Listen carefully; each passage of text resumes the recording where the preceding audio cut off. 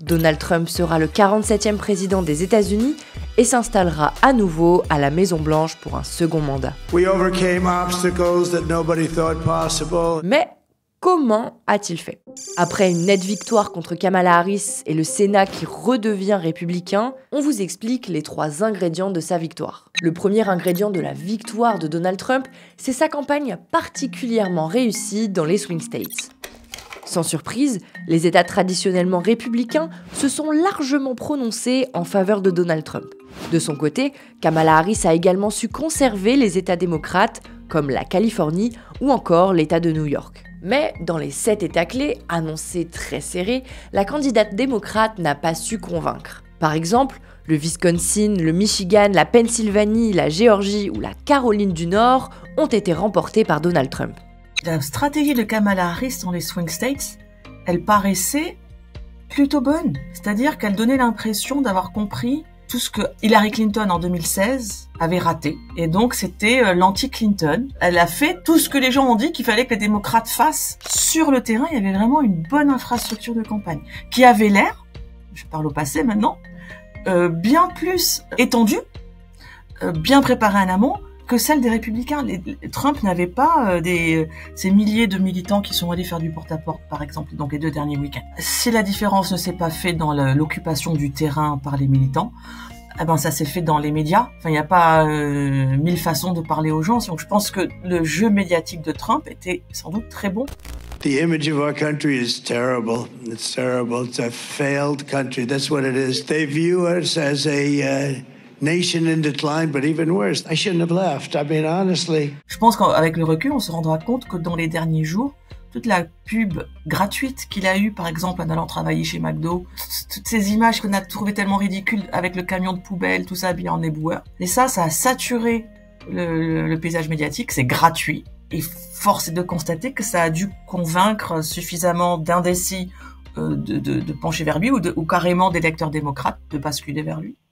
Le deuxième ingrédient de la victoire de Donald Trump, c'est d'avoir compris les préoccupations principales de ses électeurs. Si la campagne de la vice-présidente démocrate s'est focalisée sur la défense des institutions démocratiques, des droits des femmes et des minorités, côté républicain, la campagne de Donald Trump s'est concentrée sur l'immigration, l'inflation et l'économie, une thématique considérée comme principale préoccupation des Américains. Selon une enquête menée par l'agence de presse américaine, 39% des Américains considèrent que l'économie est le sujet le plus important pour le pays. Je pense qu'on a sans doute sous-estimé le traumatisme de l'inflation dans la population américaine. Dans le contexte, c'était pas idiot de penser que post-6 janvier 21, les gens seraient inquiets sur la santé de la démocratie américaine et que post-fin du droit à l'avortement au niveau fédéral avec l'arrêt Dobbs de la Cour suprême, que les femmes seraient inquiètes sur le droit à l'avortement. C'était pas ahurissant de se dire voilà nos axes de campagne. Sauf que maintenant, on voit bien que les priorités de l'électorat étaient ailleurs. C'était des sujets sur lesquels les démocrates étaient plus faibles, parce que comme ils étaient le président sortant et les démocrates, l'inflation, elle a été assez logiquement considérée comme un problème démocrate par les électeurs. Are you better off now than you were 4 years ago?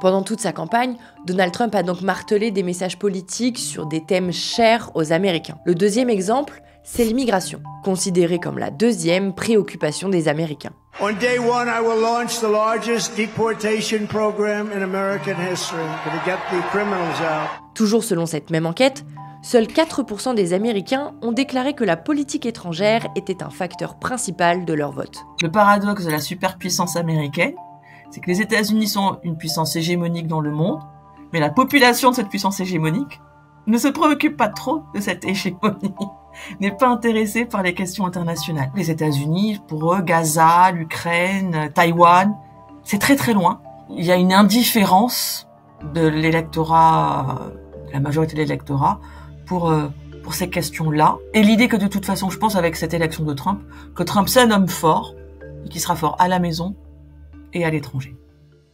Enfin, le troisième ingrédient de la victoire de Trump, c'est la contre-performance de Kamala Harris dans ses électorats clés. Pour l'emporter, Kamala Harris devait par exemple faire au moins aussi bien que Joe Biden auprès de l'électorat latino. Or, les premières enquêtes d'opinion réalisées à la sortie des urnes indique que Kamala Harris aurait obtenu 61% du vote des femmes latinas, contre 69% pour Joe Biden, et seulement 44% du vote des hommes latinos, soit 15 points de moins que Joe Biden.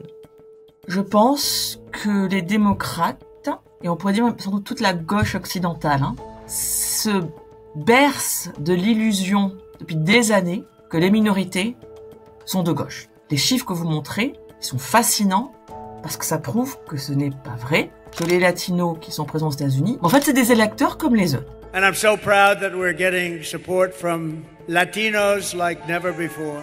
Kamala Harris, comme Hillary Clinton, aurait pu devenir la première femme présidente des États-Unis, une double défaite pour le camp démocrate qui a de quoi interroger. Si l'on compare les chiffres de l'électorat féminin, en 2020, 57% des femmes avaient voté pour Joe Biden, et en 2024, 54% des femmes ont voté pour Kamala Harris.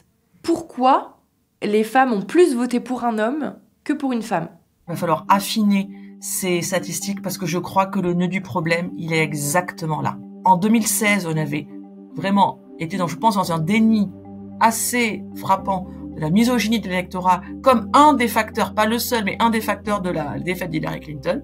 8 ans après, je pense qu'il faut remettre la question sur le tapis là aussi. Une des leçons que le Parti démocrate va tirer de ça, c'est que on va attendre longtemps avant qu'une femme soit de nouveau candidate pour la présidence aux États-Unis. Ça va donner l'impression que c'est juste impossible, que le plafond de verre est incassable aux États-Unis.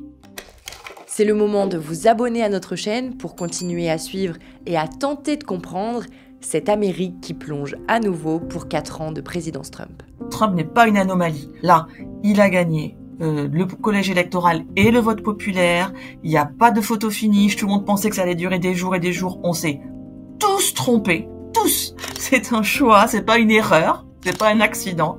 C'est un choix qui montre que le système politique américain et par extension le système politique occidental est en train de basculer dans quelque chose de nouveau. Je sais pas quoi. Mais c'est vraiment une nouvelle ère qui s'ouvre. Et là, pour de vrai.